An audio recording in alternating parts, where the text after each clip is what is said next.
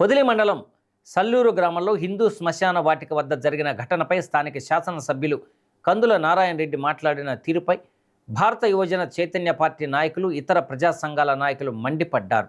ఒంగోలులోని media cameraman association భవనం నందు జరిగిన విలేకరుల సమావేశంలో 139 బీసీ కులాల జేఏసీ చైర్మన్ మిరియం శ్రీనివాసులు మాట్లాడుతూ ఈ నెల 23వ తేదీన పొదిలి మండలం సల్లూరు గ్రామంలో యాదవ సామాజిక వర్గానికి చెందిన వెంకటేశ్వర్లు అనే వ్యక్తి మరణిస్తే అతని దహన సంస్కారాలు నిర్వహించేందుకు హిందూ శ్మశాన వాటికకు వెళ్లిన తరుణంలో గ్రామానికి చెందిన అధికార పార్టీ నాయకులు కొంతమంది దాన్ని అడ్డుకున్నారని ఆరోపించారు.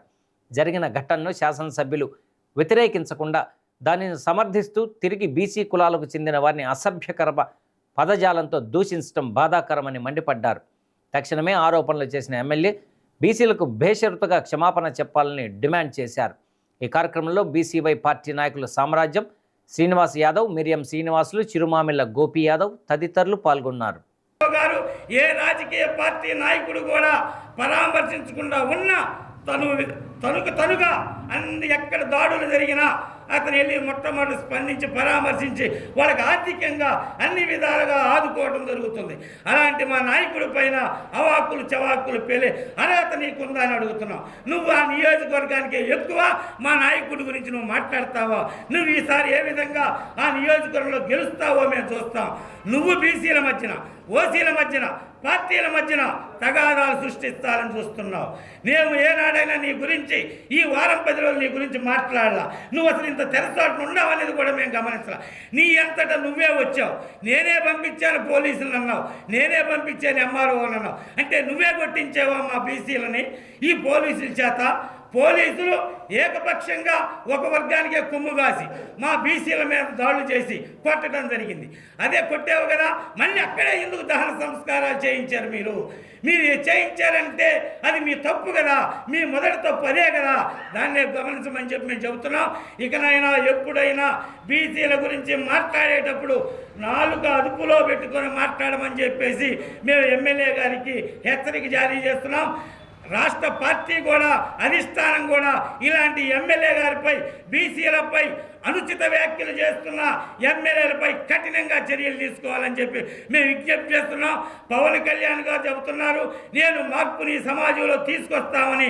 ఈ ప్రకాశం జిల్లా పొదిలి మండలంలో జరిగిన యాదవుల శ్మశాన వాటికలో పోలీసులు పెట్టిన అక్రమ కేసుల పట్ల వెంటనే పోలీసుల్ని సస్పెండ్ చేయించే విధంగా నువ్వు చర్యలు తీసుకొని నీ యొక్క చిత్తశుద్ధిని నిరూపించుకోవాలని మేము పవన్ కళ్యాణ్ గారికి విజ్ఞప్తి చేస్తాం. కూటమికి అందరం సపోర్ట్ చేసాం. మేము అది పోతే చాలు అనుకున్నాం. వీళ్ళు కూడా మంచి ఇది లేకుండా బీసీలకి అన్యాయం చేసి బీసీలు ఓట్లు వేయించుకొని స్థానిక ఎమ్మెల్యే అన్నీ చూసుకోవాల్సింది. చిత్తూరు జిల్లా నుంచి వచ్చిన దాకా ఎందుకు శ్మశాన వాటిల్లో దానం సంస్కారం చేసుకుని రాడు కదా ఆయన. చిత్తూరు జిల్లా నుంచి వచ్చాడు అంటున్నాడు. ఇక్కడ ఈ నియోజకవర్గంలోనే చూసుకోలేకపోయాడు కదా ఆయన. పోలీసులు ఎందుకు, ఎంఆర్ఓ ఎందుకు, నోటీసులు ఎందుకు? ఇవన్నీ చేయటం చాలా పరిణామానికి దారితీసి దాన్ని ఖండిస్తున్నాం మేము. ఎమ్మెల్యే గారు ఏది పడితే అది మాట్లాడుతున్నాడు. కేసులు మా వాళ్ళ మీద పెట్టిన కేసులు మొత్తం ఎత్తేయాల్సిందిగా కోరుతున్నాం. అందరూ హిందువులు అయితే ఓసీలో ఒకటి అంటారు, బీసీలో ఒకటి అంటారు. బీసీలు ఏమో తిడతారు, వైసీపీని ఏమో నాయకులు అడ్డం పెట్టుకుంటారు. డైరెక్ట్గా బీసీల గురించి మాట్లాడే దమ్ము లేకుండా మీరు మాట్లాడేది కరెక్ట్ కాదు. కాబట్టి మీరు మీ మాటలను వెనక్కి తీసుకొని ఎక్కడైతే శ్మశానంలో ఈ అంత్యక్రియలు జరగలేదో అక్కడ మాకు శ్మశానంలో అంత్యక్రియలు చేసుకునే కార్యక్రమం ఇవ్వకుండా మీకు కొత్త చోట ఇస్తామంటారేంటి?